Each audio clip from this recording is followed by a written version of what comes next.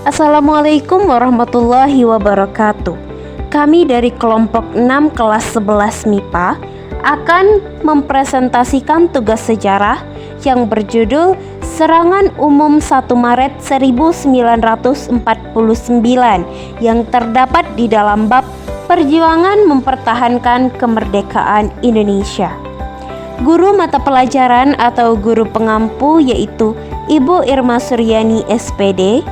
Selanjutnya adalah anggota kelompok terdiri dari Nasra Sandy Antika, Keila Oktaviani, Muhammad Andika Faturrahman, Senian Jagat Sayekti, dan Evana Putri Jumilasari. Materi pembahasan serangan umum 1 Maret 1949 terbagi menjadi 4 pembahasan. Yang pertama adalah latar belakang atau penyebab dari peristiwa. Yang kedua adalah jalannya pertempuran atau peristiwa.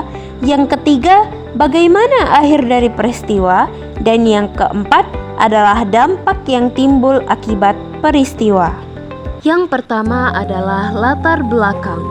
Serangan umum 1 Maret 1949 merupakan sebuah peristiwa besar yang pernah terjadi di era Perang Kemerdekaan Indonesia yang kala itu baru saja merdeka, yang mana Indonesia terpaksa harus menandatangani perjanjian Reville seiring dengan kembalinya pasukan Belanda yang membonceng pasukan sekutu pasca kekalahan Jepang.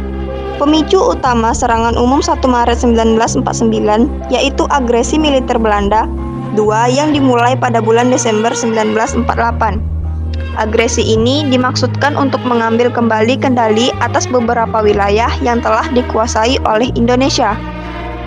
Pada Februari 1949, pemerintah Indonesia mulai merencanakan serangan umum sebagai upaya serangan besar-besaran untuk melawan kehadiran Belanda di wilayah Indonesia.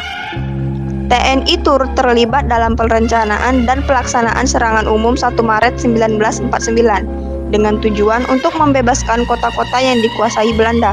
Serangan umum 1 Maret 1949 dianggap sebagai salah satu tonggak penting dalam perjuangan Indonesia menuju kemerdekaan penuh. Peristiwa ini menunjukkan keteguhan dan semangat juang rakyat Indonesia dalam menghadapi penjajahan. Kronologi peristiwa Serangan Umum 1 Maret 1949. Serangan Umum 1 Maret 1949 merupakan sebuah peristiwa besar yang pernah terjadi di era Perang Kemerdekaan Indonesia yang kala itu baru saja merdeka, yang mana terpaksa harus menandatangani perjanjian Reville seiring dengan kembalinya pasukan Belanda yang membonceng pasukan sekutu pasca kekalahan Jepang. Sesuai dengan hasil perjanjian tersebut, pemerintah Republik kemudian memindahkan ibu kota ke Yogyakarta.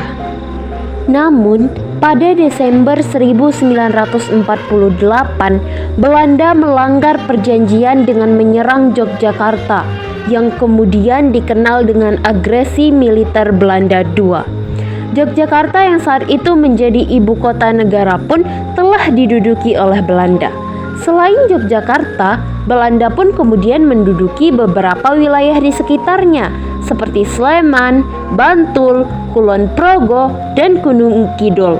Melihat situasi yang semakin genting ini, pada Februari 1949, Sri Sultan Hamengkubuwono IX lantas mengirim surat kepada Panglima Sudirman.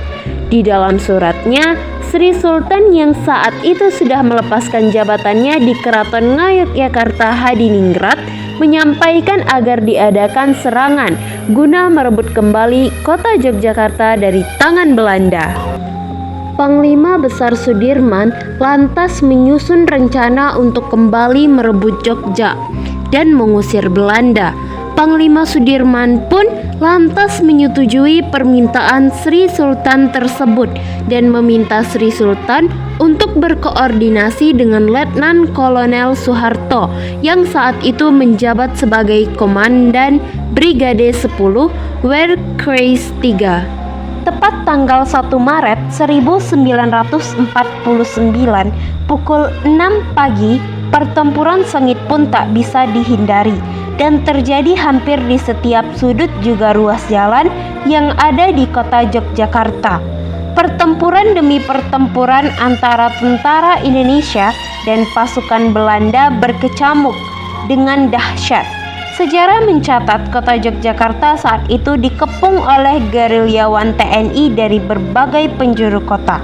Belanda yang saat itu kurang persiapan merasa terkejut dan tidak bisa memberikan perlawanan yang berarti.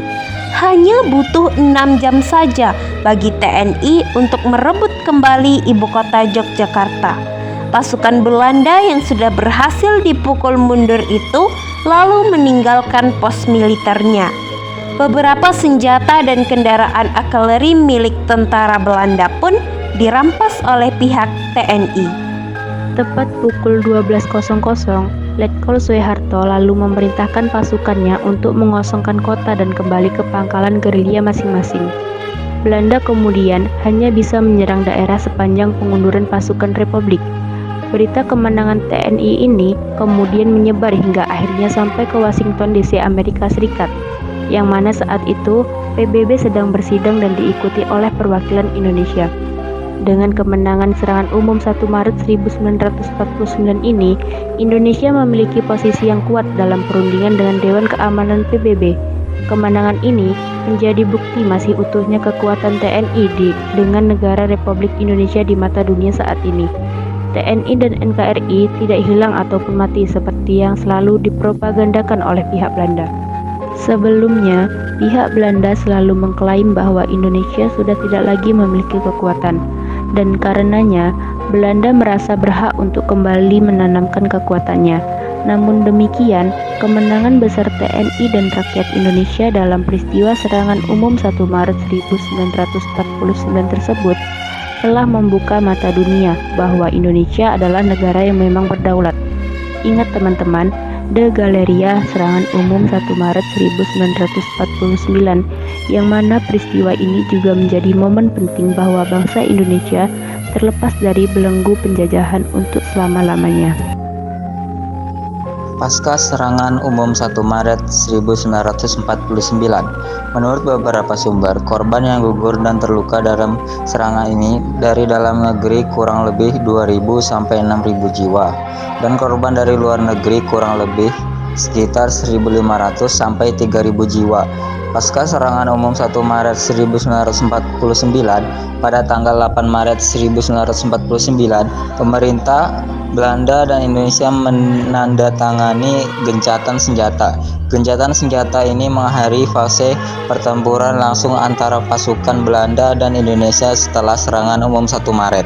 Dilanjutkan dengan menyusul kian kuatnya desakan dari dunia internasional, Belanda kembali bersedia mencari penyelesaian konflik dengan Republik Indonesia melalui meja perundingan, dan setelah melalui serangkaian perundingan yang berpuncak dengan gelarnya Konferensi Meja Bundar atau KMB di Den Haag pada 23 Agustus hingga 2 November 1949, Belanda akhirnya bersedia mengakui kedaulatan Indonesia dalam bentuk negara Republik Indonesia Serikat. Dampak peristiwa. Dampak dari serangan umum 1 Maret 1949 meskipun berlangsung hanya 6 jam, dampak serangan Indonesia ini dibilang cukup besar, di antaranya sebagai berikut. Yang pertama, memperlihatkan ke dunia bahwa negara Indonesia masih ada dan TNI juga mampu menyerang. Dan yang kedua, mendukung terjadinya diplomasi Republik Indonesia di Forum Perserikatan Bangsa-Bangsa atau PBB. Yang ketiga, mendorong adanya perubahan sikap dari pihak Amerika Serikat supaya menekan Belanda untuk melakukan perundingan dengan Indonesia. Yang keempat, memulihkan kepercayaan rakyat mengenai forma kerja TNI. Yang kelima, mematahkan isu yang dibuat oleh Belanda kepada Indonesia di kancah internasional. Yang keenam, mempertahankan kedaulatan Republik Indonesia. Yang ketujuh, meningkatkan semangat para pejuang Indonesia. Dan yang terakhir, ke-8, mengundang simpati para pemimpin negara federal di Indonesia yang merupakan bentukan Belanda. Demikianlah pokok-pokok pembahasan yang telah kami presentasikan. Dari presentasi tersebut, apakah ada yang ingin teman-teman tanyakan atau didiskusikan bersama? Untuk tambahan informasi, Dalam peristiwa ini terdapat kontroversi yang sering dibicarakan para sejarawan. Kira-kira apakah kontroversi yang dimaksud?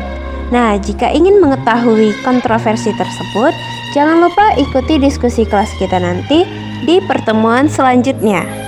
Terima kasih kami ucapkan.